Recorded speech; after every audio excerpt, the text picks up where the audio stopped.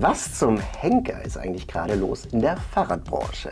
Die einen kloppen sich in der Chefetage, die anderen gehen insolvent, werden aber wieder gerettet. Und was bedeutet dieses ganze Chaos für Endkunden? Und damit herzlich willkommen zum ersten Video dieses Jahr auf dem Kanal. Nach einer langen Winterpause wollen wir uns diesem Chaos mal genauer widmen. Wir wollen herausfinden, was das Preisgefälle auch für Endkunden bedeutet, was das Ganze auch für die Radkultur so ein bisschen bedeutet und wie es hier auf dem Kanal dementsprechend dann auch 2025 weitergeht. Willst du mich pleite machen, Henry? Unfassbar. Das hält doch keiner aus. Genau richtig. Weg mit den Scheiß.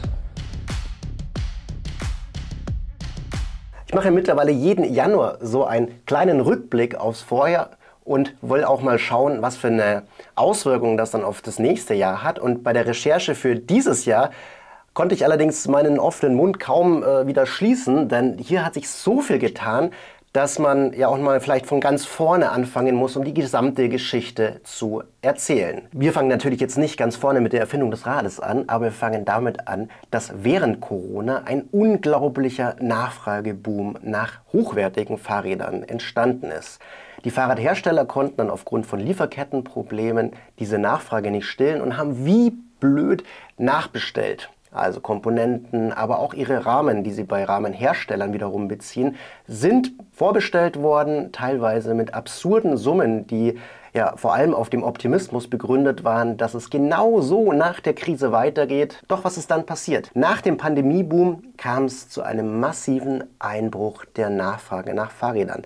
Laut Eurostat sogar um 24%. Das bedeutet, die Lager quillen über. Es gibt tausende Räder, die nicht verkauft werden und neue Ware ist im Anmarsch, denn die wurde ja fleißig vorbestellt. Ist ein bisschen so wie, ja, als wir alle Klopapier gehamstert haben und dann alle mega viel Klopapier daheim hatten, aber der Aldi hatte keins mehr. Also hat der Aldi beim Klopapierhersteller mega viel nachgeordert und am Schluss hatten alle mega viel Klopapier und es hat eine Weile gedauert, bis wir das ganze Klopapier abgearbeitet hatten. Das ist scheißegal, das ist auf ihren Arsch. Das Resultat ist, Scott kloppt sich in der Chefetage, Simplon ist insolvent, mittlerweile aber wieder solvent irgendwie, Rocky Mountain muss saniert werden, Highbike ist insolvent und selbst die Traditionsfirma GT wurde vom Mutterkonzern PON erstmal wieder auf Eis gelegt. Pirabikes trennt sich von allen Marken, die nicht E-Bikes machen, Feld, die sie ja vor kurzem erst eingekauft haben, und auch Raymond ist jetzt in eigener Sache unterwegs. Außerdem gab es noch Massenentlassungen bei Flyer und auch bei Advance Bikes, einer relativ jungen Firma, werden die Räder nur so verramscht, wie man es hier in diesem Restposten-Video sieht. Das hält doch keiner aus. Von 4.400 Euro auf 1.799 runter. Das ist ja 60–70% unter dem ehemaligen Preis. Das ist ja unglaublich. Und was für geile Fahrräder, ne? Und die Laola-Welle des Nachfrageeinbruchs sehen wir auch ganz deutlich bei Shimano. Die haben einen zweistelligen Umsatzrückgang, was absolut irre ist, wenn man bedenkt, das ist der weltgrößte Sportartikelhersteller. Zwar wegen den Angeln, aber halt auch wegen den Schaltgruppen. Ist es also kein gutes Vorzeichen für das Jahr 2025? Es gibt ein paar Indizien, die ich jetzt nicht in meiner Glaskugel gefunden habe, sondern die ich in Studien gefunden habe, unter anderem von Roland Berger zusammen mit dem Pressedienst Fahrrad und in meinem Grundkurs VWL. Schauen wir mal in diese Tatsache rein, dass wir zum Beispiel ein sehr, sehr hohes Angebot haben, sprich die Lager sind voll. Und wir wollen wissen, wie sich die Preise entwickeln, denn Endkunden sind natürlich in erster Linie darin interessiert, jetzt ein Schnäppchen zu machen.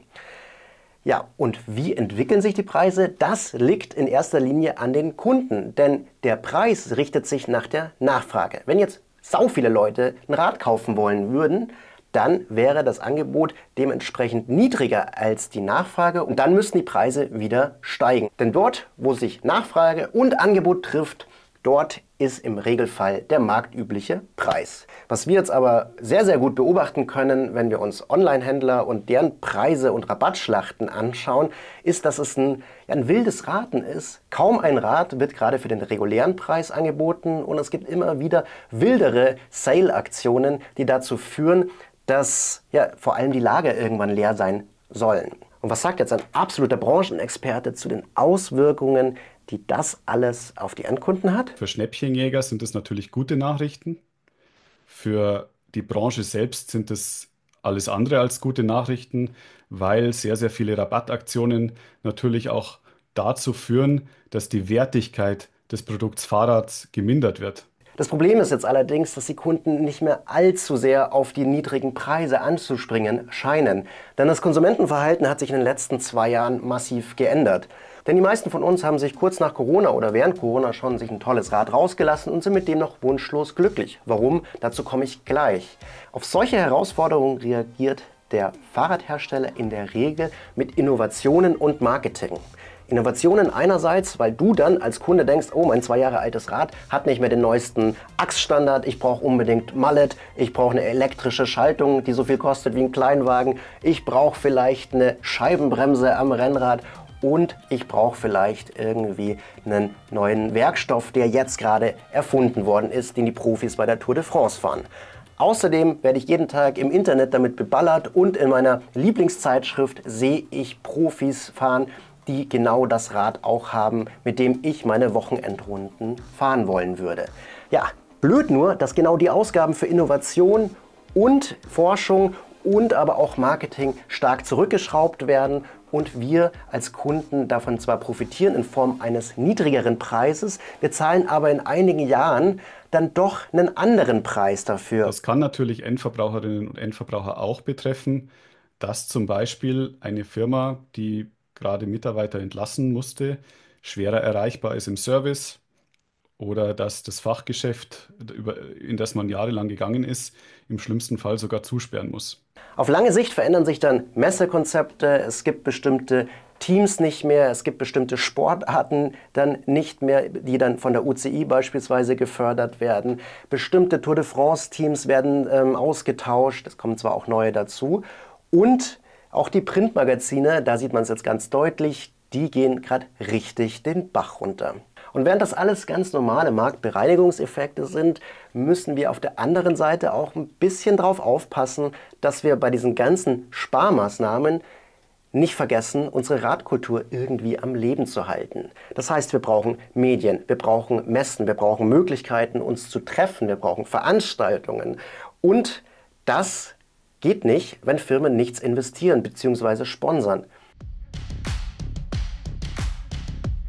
Natürlich gibt es auch positive Signale. International zeigen unter anderem Firmen wie Garmin und auch Fox Factory, dass sie beeindruckende Erholungstendenzen vorweisen können. Ja, das ist doch schon mal cool. Und auch Decathlon ist gerade richtig am Drücken. Die haben vor, bis 2027 100 Millionen Euro zu investieren. Außerdem sehen wir dieses Jahr zum ersten Mal ein Tour de France-Team auf einem Decathlon-eigenen Markenbike, nämlich Funraisel. Und das sind sehr, sehr, sehr spannende Entwicklungen, denn man sieht, welche Räder und welche Marken gerade Erfolg haben und welche vielleicht nicht. Außerdem sehen wir neue Player, die richtig tolle neue Konzepte anbieten, die wir so überhaupt nicht erwartet haben, wie zum Beispiel die Überraschung 2024 überhaupt, die den kompletten E-Bike-Markt erschüttert hat, je nachdem auf welcher Seite man stand, Industrie oder Kunde. DJI hat mit dem Motorenkonzept und dem Fahrrad, das sie dann sogar nochmal einfach außenrum gebaut haben, wirklich Revolutionäres aufgebaut und vorgestellt. Die Frage steht natürlich jetzt im Raum, haben wir die gleichen Tendenzen wie beim E-Auto-Markt, dass uns hier der Vorsprung, den wir uns jahrzehntelang aufgebaut haben mit deutschen Autofirmen, sehr, sehr schnell schwindet, wenn wir die Marktlage international auch falsch einschätzen. Unterm Strich müssen die Räder wieder billiger werden, denn die Kaufkraft hat jetzt erstmal nachgelassen, das Konsumverhalten ist getrübt und auch die meisten Leute, die so leidenschaftlich in ihr Fahrrad investieren, weil sie entweder viel Geld haben, weil es ihnen sehr wichtig ist oder weil sie tolle Finanzierungsoptionen über ihren Arbeitgeber beispielsweise haben, die haben schon ein tolles Rad. Und es hält meistens auch 1-2 Jahre, weil die neue SRAM-Red-Schaltung braucht jetzt nicht unbedingt jeder. Weiß ich nicht, muss das? Oh, nee.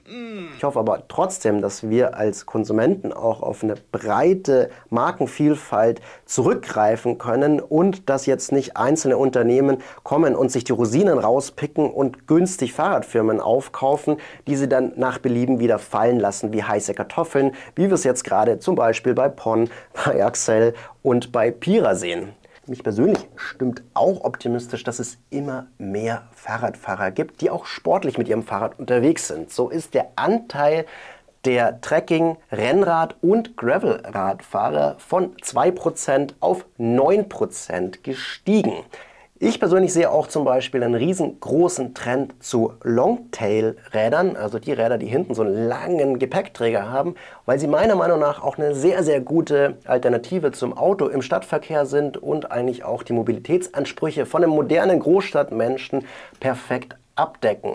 Außerdem bin ich der Meinung, dass was uns Fahrradfahrer von anderen Industrien deutlich unterscheidet, ist die Leidenschaft, die wir nicht nur auf Konsumenten, sondern auch auf Branchenseite mitbringen. Und das wird uns über kurz oder lang doch harmonisch aus dieser Krise wieder rausführen. Und ich hoffe, ja, dass wir nach 2025 wieder ein deutlich entspannteres Jahr reinfinden, wo dann klar ist, welche Firmen es geschafft haben, welche Messen, welche Veranstaltungen, welche Mediengruppen, welche Medien. Und hoffe natürlich, dass du Bock hast, diesem YouTube-Kanal auch weiterhin zu folgen, denn da bleibe ich natürlich dran und wenn du abonnierst, dann bleibt zumindest dieser YouTube-Kanal bestehen. Und ergänzend zu meinem Senf vielleicht noch ein kurzer Ausblick, wie es auf dem Kanal weitergeht. Ich habe mir eine relativ lange Winterpause gegönnt, die erste in 4 Jahren, und habe einfach mal 2 Monate nachgedacht, wie ich hier auf dem Kanal weitermachen will. Die Antwort ist, dass einiges umgestellt wird, anderes wird beibehalten. Es wird weiterhin Fahrradtests geben. Ich werde mir aber gezielter aussuchen, welche Räder mich tatsächlich interessieren und welche nicht. Ich freue mich auch schon auf den Test von den nächsten Rädern. Ich werde mehr Reisen auch machen und auch versuchen, so ein bisschen was Besonderes zu bieten, was es so vielleicht nicht gibt. Bedeutet allerdings, dass es nicht mehr zwangsläufig jede Woche ein Video geben wird. Das war dann doch etwas viel in 2024. Das waren, ich glaube, 42 Videos, die ja doch teilweise sehr, sehr anstrengend waren in der ganzen Organisation, in der Abwicklung, im Schnitt. Da werde ich ein bisschen abspecken und hoffe, dass euch dann die Qualitätssteigerung auffällt. Wenn nicht, dann mache ich wieder 200 Videos pro Jahr. Auf der anderen Seite werde ich neben dem Videoformat ein Podcast-Format in Kürze launchen, zusammen mit Werner Müller-Schell, den ihr auch in dem Video schon kennengelernt habt. Da ist gerade jemand im Hintergrund vorbeigelaufen. Bei mir? Ja. Ja, da wird gerade geduscht. Wir werden in einem 2-wöchentlichen Turnus Leute in unserem Podcast interviewen, die aus der Branche kommen und dann zusammen mit ihnen deren Perspektive ergründen. Und darauf freue ich mich ganz besonders. Da starten wir wieder bei Null. Das heißt, sobald da die ersten Folgen kommen, werde ich das nochmal auf Instagram und vielleicht auch hier auf YouTube teilen und würde mich da auch freuen, wenn du da mal reinhörst. Da ja, habe ich auf jeden Fall Bock drauf, was Neues aufzubauen und mich da auch auszuprobieren. Und ja, freue mich einfach jetzt auf dieses Jahr und diese Pause hat mir zumindest mega gut getan. Ich hoffe, ihr seid gut ins neue Jahr gestartet und ja, jetzt geht es dann bald wieder los mit gutem Wetter. Die ersten Trips sind geplant, die ersten Räder sind auf dem Weg zu mir und dann freue ich mich, zusammen mit euch durchzustarten. Macht es gut, vielen Dank fürs Zuschauen und bis bald. Ciao.